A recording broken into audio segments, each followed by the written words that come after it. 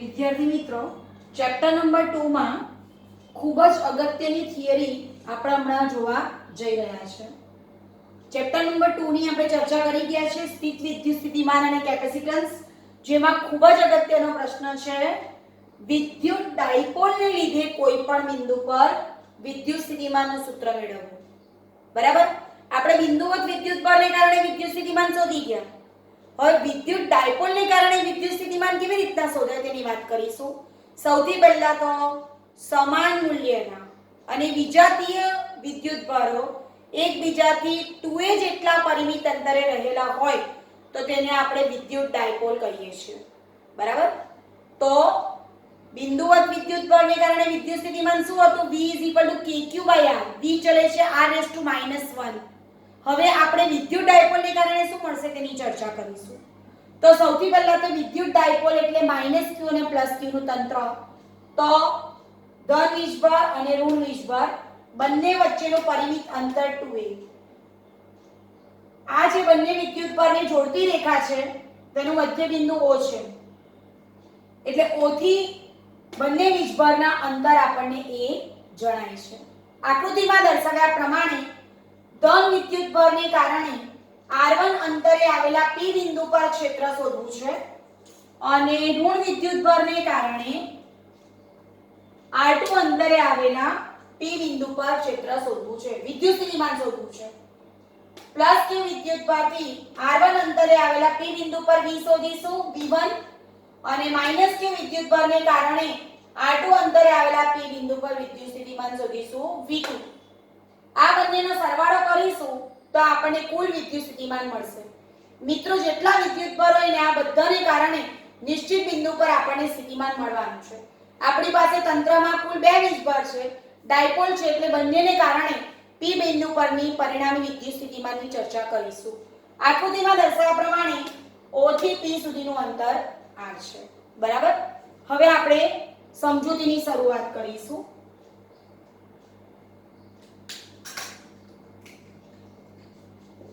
Plus q વિદ્યુત ભારને કારણે r1 અંતરે આવેલા p બિંદુએ વિદ્યુત સ્થિતિમાન v1 k+q/r1. માઈનસ q વિદ્યુત ભારને કારણે r2 અંતરે આવેલા p બિંદુ પર વિદ્યુત સ્થિતિમાન v2 = k-q/r2. અહીંયાથી આનું અંતર r1 અને અહીંથી આનું અંતર r2. હવે p બિંદુ પરનું પરિણામી વિદ્યુત સ્થિતિમાન એટલે કુલ વિદ્યુત સ્થિતિમાન આપણે શબ્દ વાપરીશું. કુલ વિદ્યુત સ્થિતિમાન V v1 v2. માટે V kq/r1 kq/r2. માટે V kq આપણે કોમન કાઢીશું, 1/r1 1/r2. સમીકરણ નંબર 1. હવે આપણે 1/r1 અને 1/r2 ની કિંમત શોધીશું અને આગલી ગણતરી દર્શાવીશું. હવે મિત્રો આપણે ફરીથી આકૃતિ પર આવીએ. આકૃતિમાં દર્શાવ્યા પ્રમાણે ધારો કે હું ધન વિદ્યુત ભારથી OP પર એક લંબ દોરું છું. ધન વિદ્યુત ભારથી OP પર, અને અહીંયા આપું છું n નામ. હવે આપણો ત્રિકોણ બની ગયો. ધારો કે આને A અને B કહું તો AON. તો ખૂણો AON = θ. બરાબર છે. cos θ = પાસેની બાજુ એટલે ON અને કર્ણ એટલે OA. માટે cos θ = ON આપણે શોધીશું અત્યારે, અને OA તો આપણને દેખાય છે એ જેટલું છે, એટલે ON = a cos θ. બરાબર. હવે આપણે ON ની વાત કરીએ તો જો તમને એટલું દેખાય છે આપણી પાસે ત્રણ અંતર છે R1 ને R2. R1 સૌથી નાનું છે, R એના કરતા મોટું છે અને R2 સૌથી મોટું છે. એટલે એક એક્ઝામ્પલ આપું છું કે આ 20 છે, આ 15 છે અને આ 10 છે. સ્વાભાવિક છે 15 ઓછા 10 એટલે 5 ને 20 ઓછા 15 એટલે 5.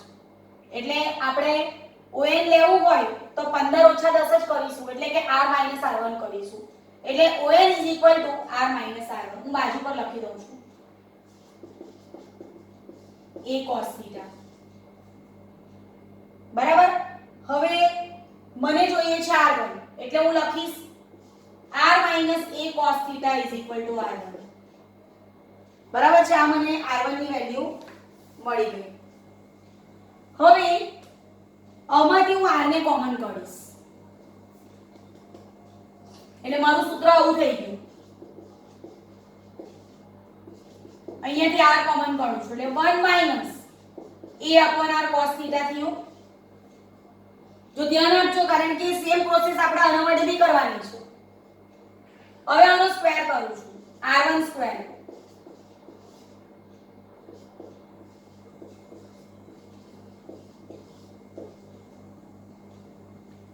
બરાબર છે. આટલી વસ્તુ છે તે હું ફરીથી લખીશ અહીંયા આકૃતિ પરથી. પહેલા તો મને ON બરાબર શું દેખાય તો હું અહીંયા જ લખી દઉં છું R માઈનસ R1. બરાબર. તો પહેલું મને શું દેખાયું કે cos θ R minus R1 upon A.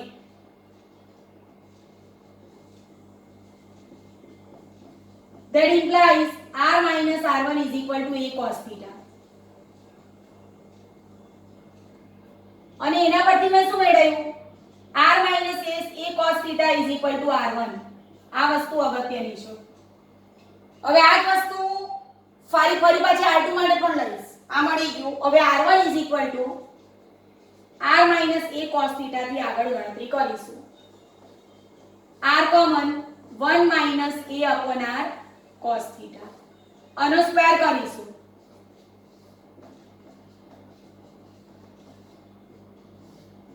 વિસ્તરણ કરીશું.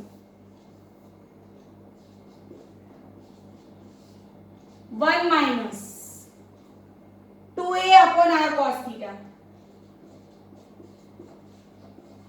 plus A square upon R square cos square θ. હવે તમે વિચાર કરો કે R ની સરખામણીમાં એ તો કંઈ જ નથી ને. તો આપણે વિચાર કરીએ કે R સ્ક્વેર બહુ મોટું હોય, છેદ બહુ મોટો હોય તો અંશ તો ગણો આખો એનું પદ તો નાનું થઈ જાય ને. એટલે આ પદને આપણે અવગણીશું.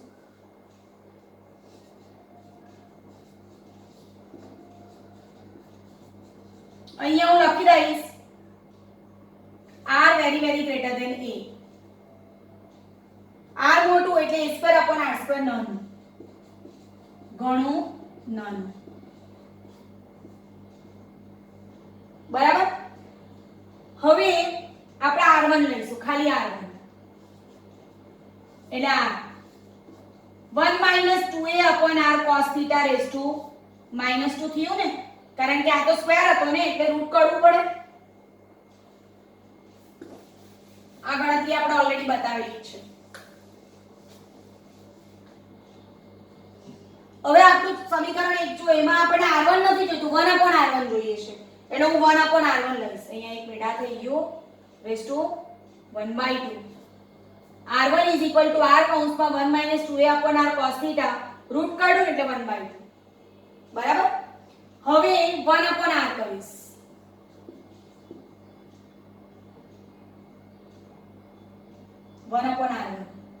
એટલે શું થશે 1 upon R. આખું પદ હું છેદમાં મૂકી દઈશ. છેદમાં મૂકીશ અને યાદ કરી લઈએ જરા દ્વિપદી પ્રમેય એનો આપણે ઉપયોગ કરીશું. બરાબર છે.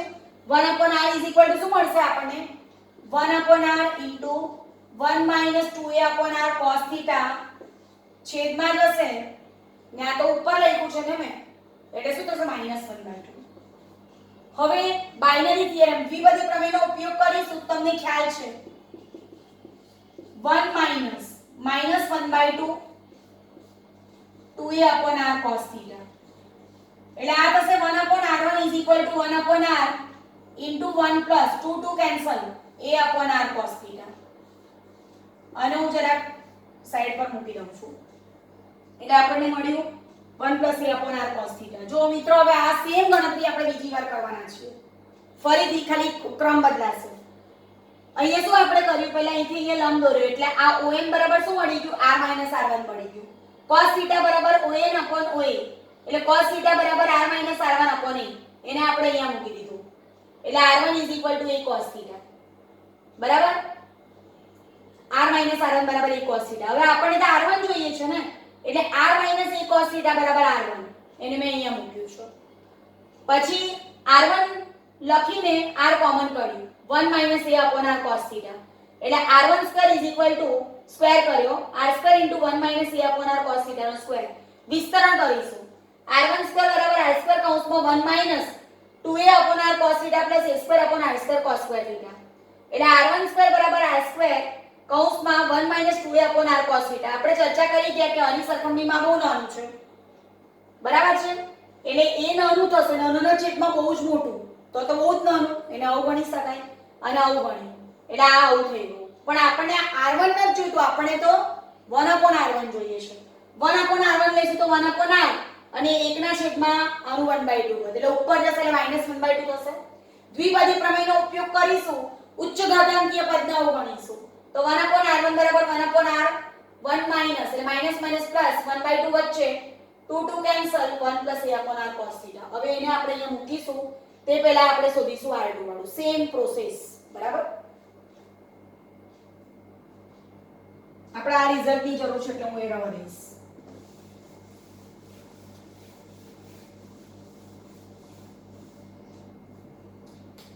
ચાલો, જે રીતે આપણે પ્લસ q થી OP પર દોરેલો લંબ તે રીતના અહીંયા દોરું છું. હવે અહીંયા n કહી દઉં છું, આ થીટા છે, સોરી n આપણે લીધું છે એટલે n.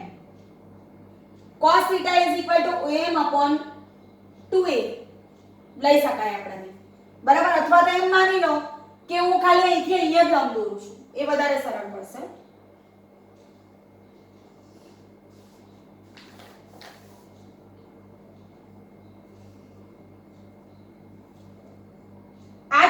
રિઝલ્ટ આપણે 1 upon r2 માટે યુઝ કરીએ. ફરક શું પડશે વિદ્યાર્થી મિત્રો, પહેલામાં આપણે લીધેલું cos theta is equal to r r1 by a, તો અહીંયા શું થશે, cos theta is equal to ત્રિકોણ બદલાઈ ગયું છે ને એટલે હવે શું થશે, r2 r થશે. હું આ લઈશ ને, સપોઝ હું અહીંયા કન્સિડર કરું આ, તો શું થાય, cos theta is equal to -qm.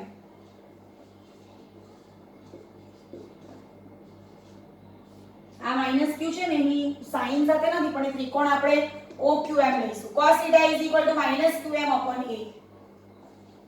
એટલે આ હું કૌંસ કાઢી નાખું છું. -qm is equal to a cos theta. પણ -qm શું છે, તો r2 r છે ને, કારણ કે r2 સૌથી મોટું છે. r2 r is equal to a cos theta.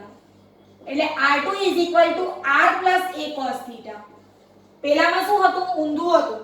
અહીંયા પહેલામાં હતું r r અને અહીંયા થઈ ગયું r2 r. હવે આમાંથી આગળની જેમ જ r કોમન કરું છું, સ્ક્વેર કરું છું.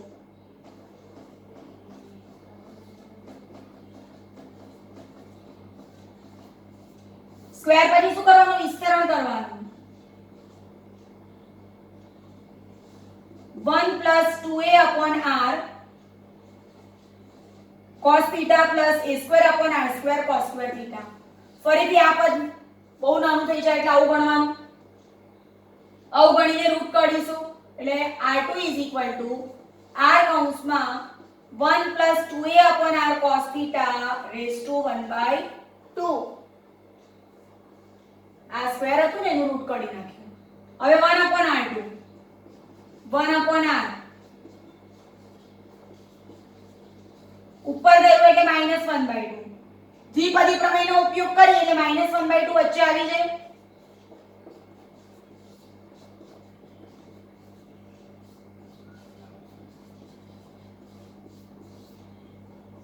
એટલે હવે બાકી શું રહી ગયું?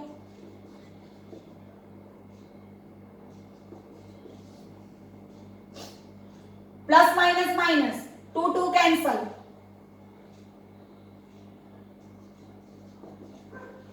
જો હવે આપણી પાસે 1/r1 પણ છે અને 1/r2 પણ છે. એક છે 1/r કૌંસમાં 1 + a/r cos θ અને બીજું છે 1/r કૌંસમાં 1 - a/r cos θ. એ બંનેને આપણે અહીંયા મૂકીશું. ગણતરીમાં સૂક્ષ્મ ફેરફાર જે તમે નોંધી લીધો હશે. ફરીથી cos θ r2 - r/a, r2 = r + a cos θ, r common, square કર્યું, વિસ્તરણ કર્યું, નાના પદને અવગણ્યું, રૂટ કાઢી નાખ્યું, 1/r લીધું, દ્વિપદી પ્રમેયનો ઉપયોગ કર્યો અને 1/r2 શોધ્યું. હવે આપણે બંનેની કિંમતો સમીકરણ 1 માં મૂકીશું.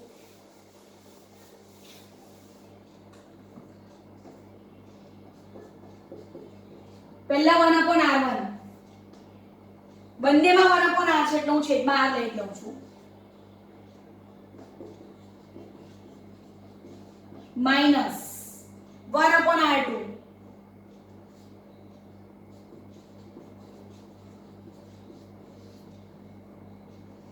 માઈનસ માઈનસ પ્લસ થઈ જશે ને 1 1 કેન્સલ થઈ જશે.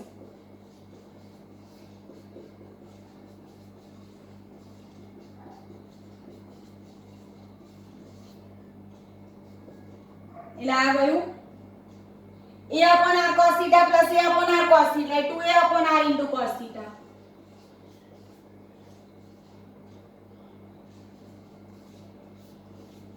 હવે એમાં આપણને સ્પષ્ટ દેખાય છે કે 2a તો p છે, ડાયપોલ મોમેન્ટ, એટલે v kp cos θ, સોરી આ r છે, kp cos θ r². બરાબર? એના પરથી સ્પષ્ટ થઈ ગયું કે v ચલે છે 1/r². એટલે કે વિદ્યુત ડાયપોલને લીધે કોઈ પણ બિંદુ પાસેનું વિદ્યુત સ્થિતિમાન અંતરના વર્ગના વ્યસ્ત પ્રમાણમાં છે. જ્યારે આગલી થિયરી જે આપણે જોઈ, બિંદુવત વિદ્યુત બળને કારણે વિદ્યુત સ્થિતિમાન v = kq/r, એમાં v ચલે છે 1/r હતું, અહીંયા v ચલે છે r⁻² થઈ ગયું. એટલે આ મેજર ડિફરન્સ છે બંને વચ્ચેનો.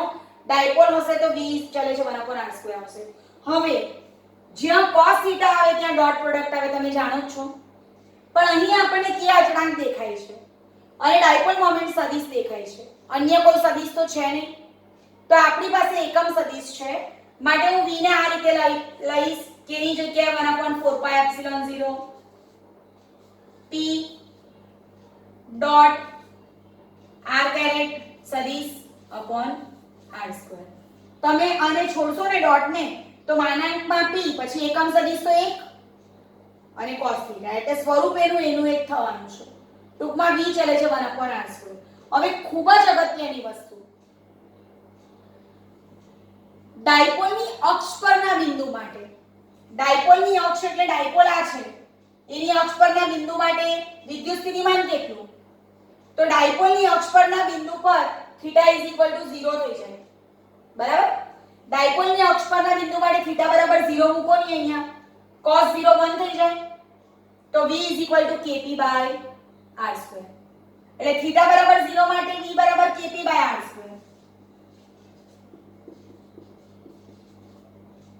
અને θ = 90 ડિગ્રી માટે cos 180 - 1, તો તે વખતે v = -kp/r².